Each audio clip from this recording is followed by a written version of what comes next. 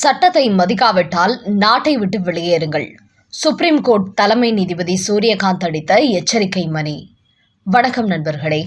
உச்சநீதிமன்றத்தில் சூரியகாந்த் தலைமை நீதிபதியான பிறகு பல பொதுநல வழக்குகள் சம்பந்தமான அதிரடி தீர்ப்புகளை வழங்கி வருகிறார். அந்த வகையில் தற்போது மெட்டா மற்றும் வாட்ஸ்அப் நிறுவனங்களுக்கு அவர் ஒரு எச்சரிக்கை செய்தி வெளியிட்டுள்ளார். அதாவது ஃபேஸ்புக், வாட்ஸ்அப், இன்ஸ்டாகிராம் ஆகியவற்றை மெட்டா நிறுவனம் நிர்வகித்து வருகிறது. கடந்த 2021 மாற்றப்பட்ட வாட்ஸ்அப் பயனர்களின் தகவல்களை ஃபேஸ்புக்கிலும் கொடுத்து நியாயமற்ற செயலில் மெட்டா நிறுவனம் ஈடுபட்டதாக CCI என்கிற இந்திய போட்டி நிறுவனம் குற்றம் சாட்டியது. இதன் காரணமாக சமூக வலைதளங்களுக்கு வணிக ரீதியான இழப்பு பெரிய அளவில் ஏற்பட்டிருப்பதாக மெட்டா நிறுவனத்திற்கு 213.14 கோடி அபராதம் விதிக்குமாறு இந்திய போட்டி ஆணையம் ஒரு உத்தரவு பிறப்பித்திருக்கிறது.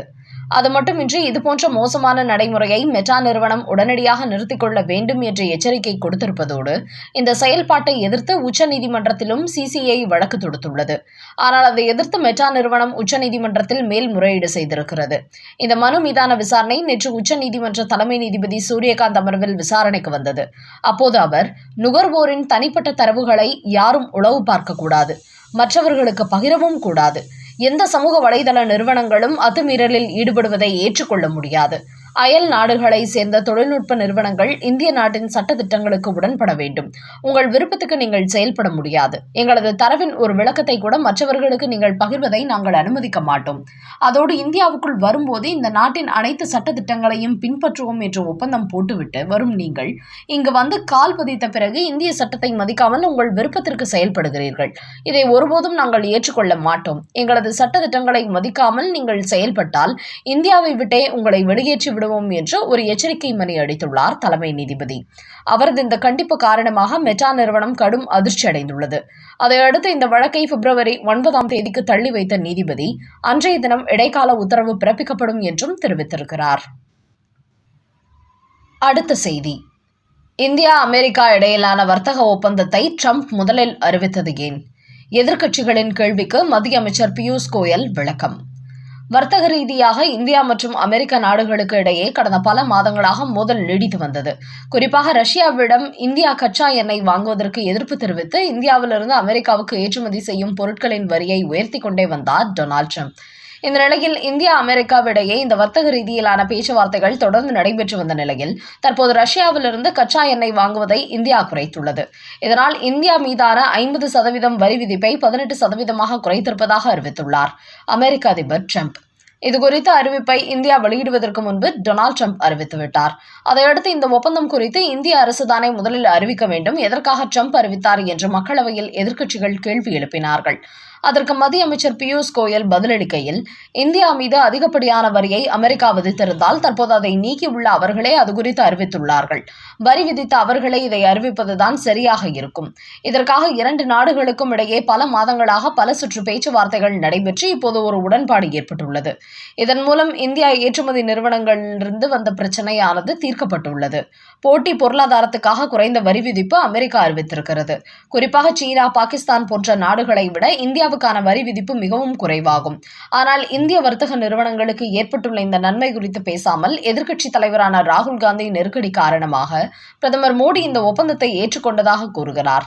அவர் இந்திய மக்களை தவறாக வழிநடத்துகிறார். இந்தியாவின் வளர்ச்சி குறித்தோ பொருளாதாரம் குறித்தோ ராகுல் காந்திக்கு கவலை இல்லை.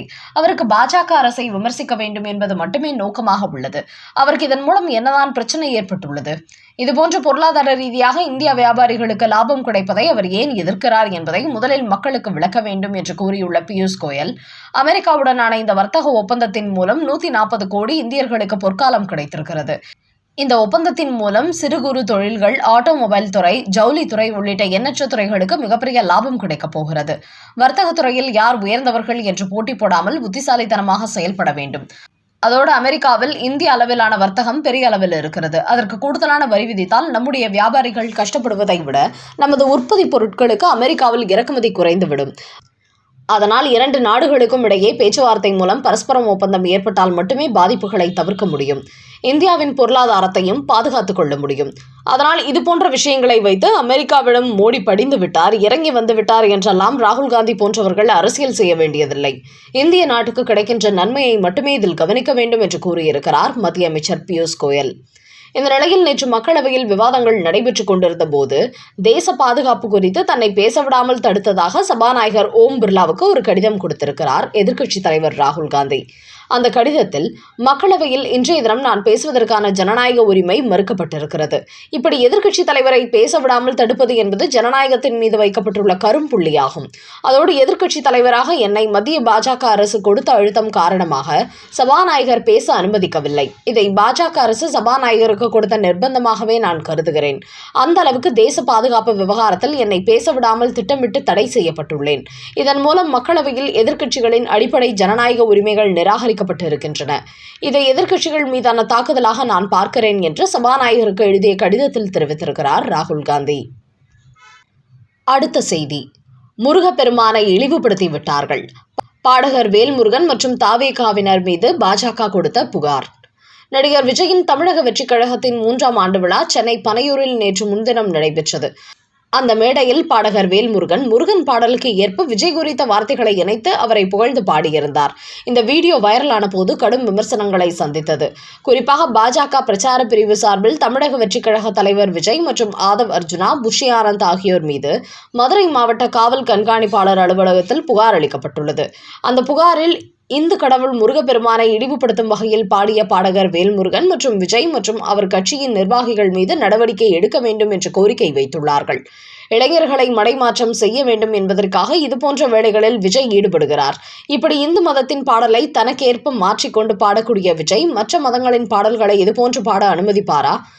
அதனால் இதன் பிறகு இன்னொரு முறை இதுபோன்ற இந்து கடவுள்களின் பாடல்களை எந்த அரசியல் கட்சிகளும் வார்த்தைகளை மாற்றி போட்டு பாடுவதை தடுத்து நிறுத்த வேண்டும். தமிழக வெற்றிக் கழகத்தின் மீது எடுக்கப்படும் நடவடிக்கையானது மற்றவர்களுக்கும் ஒரு பாடமாக இருக்க வேண்டும் என்று பாஜக சார்பில் மதுரை காவல் நிலையத்தில் அளித்துள்ள அந்த புகாரில் தெரிவித்துள்ளார்கள்.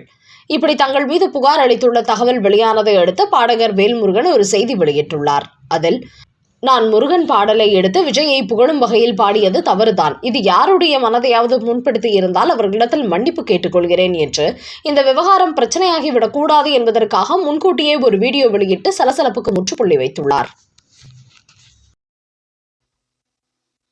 தனியார் பள்ளியில் RSSக்கு தடை விதிப்பார்? தமிழக அரசு பதிலளிக்க ஹைகோர்ட் அனுப்பிய நோட்டீஸ். தமிழ்நாட்டுக்குள் RSS வந்தாலும் இந்துக்கள் விழிப்படைந்து விடுவார்கள். பாஜக தமிழ்நாட்டில் இன்னும் வேகமாக வளரும் என்பது போன்ற விஷயங்களை RSS அணிவகுப்பு நடத்துவதற்கு தொடர்ந்து திமுக அரசு எதிர்ப்பு தெரிவித்து வருகிறது. இந்த நேரத்தில் கடலூர் மாவட்டத்தில் உள்ள சரஸ்வதி வித்யாலயா என்ற தனியார் பள்ளியில் உள்ள விளையாட்டு மைதானத்தில் கடந்த டிசம்பர் 6ஆம் தேதி RSS முகாம் நடத்த அனுமதி வழங்கப்பட்டிருந்தது. ஆனால் இதை நடத்துவதற்கு தமிழக அரசின் பள்ளி கல்வித்துறை காவல்துறை வைத்து எதிர்ப்பு தெரிவித்திருக்கிறது. அதோடு இதை நடத்தினால் இந்த பள்ளிக்கான அங்கீகாரத்தையே ரத்து செய்து விடுவோம் என்றும் தமிழக பள்ளி கல்வித்துறை நோட்டீஸ் அனுப்பியிருக்கிறது. அதையடுத்து அந்த தனியார் பள்ளி நிர்வாகம் சென்னை உயர்நீதிமன்றத்தில் இதற்கு எதிராக வழக்கு தொடுத்திருக்கிறது. அப்போது எங்களது பள்ளியில் RSS அமைப்பினர் சுய ஒழுக்கத்துடன் நமஸ்காரம், விளையாட்டு, உடற்பயிற்சிகளில் ஈடுபட்டார்கள். ஆனால் அதற்கு காவல்துறை எதிர்ப்பு தெரிவித்திருப்பதோடு பள்ளிக்கான அங்கீகாரத்தை ரத்து செய்வோம் என்று மிரட்டுகிறார்கள் என அந்த மனுவில் குறிப்பிட்டுள்ளார்களாம். இதை விசாரித்த நீதிபதி பரத சக்கரவர்த்தி, RSS அமைப்பு ஒன்றும் தடை செய்யப்பட்ட இயக்கம் அல்ல, அவர்கள் ஆன்மீகம் கலந்த சமூக பணியில்தான் ஈடுபட்டு வருகிறார்கள். அப்படி இருக்கும்போது அரசு பள்ளி அல்லாத ஒரு தனியார் பள்ளியில் அவர்கள் முகாமிடுவதற்கு தமிழக பள்ளி கல்வித்துறை தடைபடுவது ஏன் என்று கேள்வி கேட்டு அதற்கு பதிலளிக்குமாறு நீதிமன்றம் நோட்டீஸ் அளித்துள்ளது. இந்த வழக்கின் மறு விசாரணை வருகிற 10ஆம் தேதி நடைபெற உள்ளது.